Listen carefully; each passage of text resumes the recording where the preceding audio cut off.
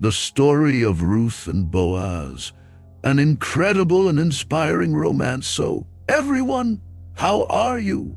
Today I'm going to tell you an old story, but full of lessons and emotions that will leave you captivated. Do you know when life seems to take a turn like that, and we don't know what to do? Well, that's exactly what happened with Ruth and Boaz. And if you've heard of these two, get ready, because I'm going to tell you everything in the smallest details with that humanized touch, So leave a like and subscribe to the channel so you don't miss any stories like this.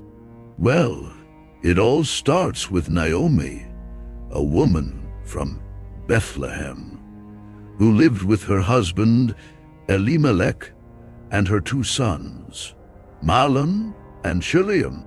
The problem is that there was a severe famine in Bethlehem, and the family decided to move to Moab, a somewhat distant land, to try their luck. So far, so good, right? But once there, Naomi's husband kicked the bucket. Well, it started out complicated. But, as they say, life goes on. And Naomi's sons ended up marrying Moabite women, one of them, Ruth. But, as little misfortune is nonsense, Naomi's two sons also died after about 10 years. Think about a difficult situation. Naomi, a widow, and now without her children, was left alone with her two daughters-in-law, Ruth and Orpah.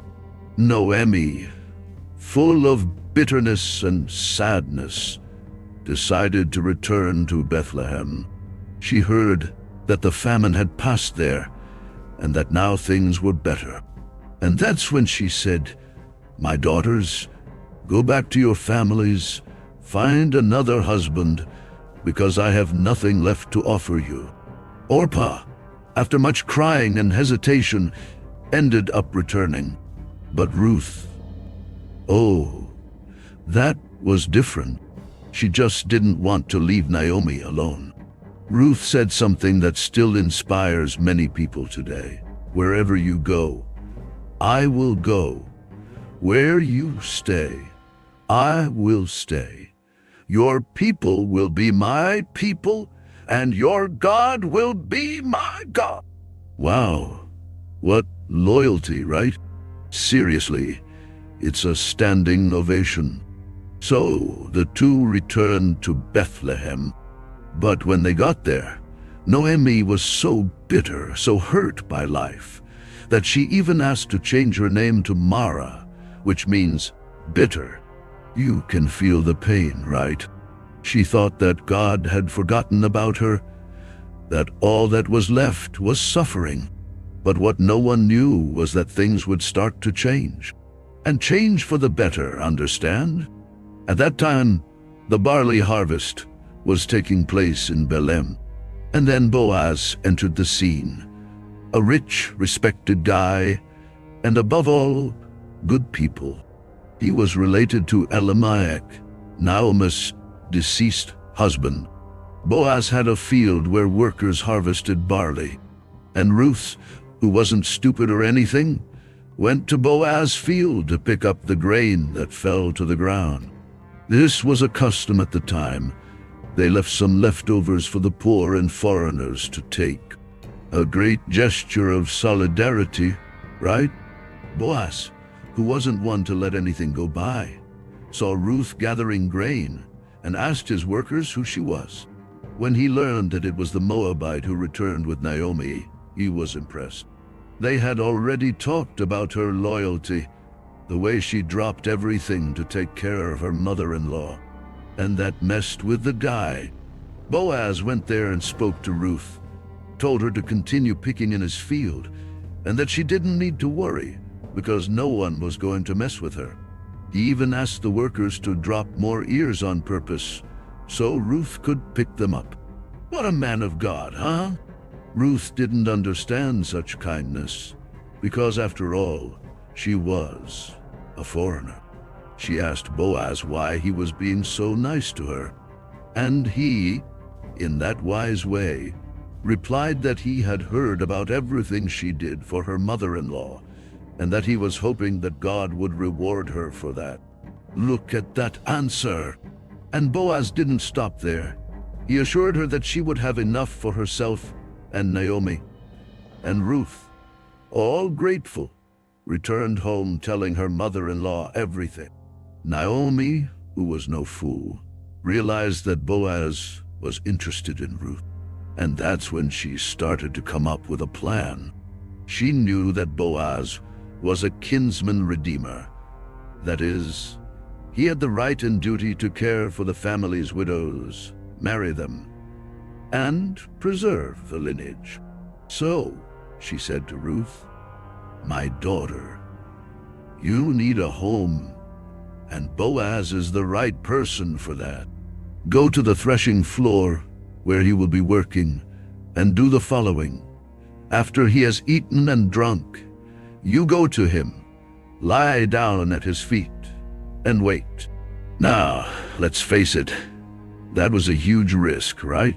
But Ruth, ever obedient, went and did exactly as Naomi said. She waited until Boaz fell asleep, went there, lay down at his feet, and waited. When Boaz woke up in the middle of the night and saw a woman at his feet, he was scared, right? Just imagine. He asked who he was, and Ruth, a little shy, replied, "I'm your servant Ruth. Spread your cloak over me, for you are my rescuer." And Boaz, who already had a crush on her, praised Ruth's attitude, saying that she was a woman of character and that he would do everything he could to take care of her. But there was a catch. There always is, right?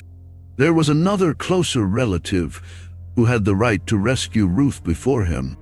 But Boaz, who wasn't one to give up easily, said he would sort it out.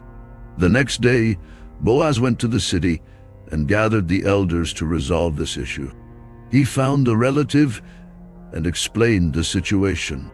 First, a guy was interested in Elimelech's lands, but when Boaz mentioned that marrying Ruth was part of the package, the relative immediately backed out. He didn't want to complicate his own inheritance. So Boaz, who had been waiting for this opening, took the opportunity and, in front of the elders, took Ruth as his wife. Seriously, what a masterstroke. From then on, Ruth's life changed completely. She, who was a foreigner with no prospects, became the wife of one of the most respected men in Bethlehem. What's more, they had a son, Obed, who became the grandfather of the great King David.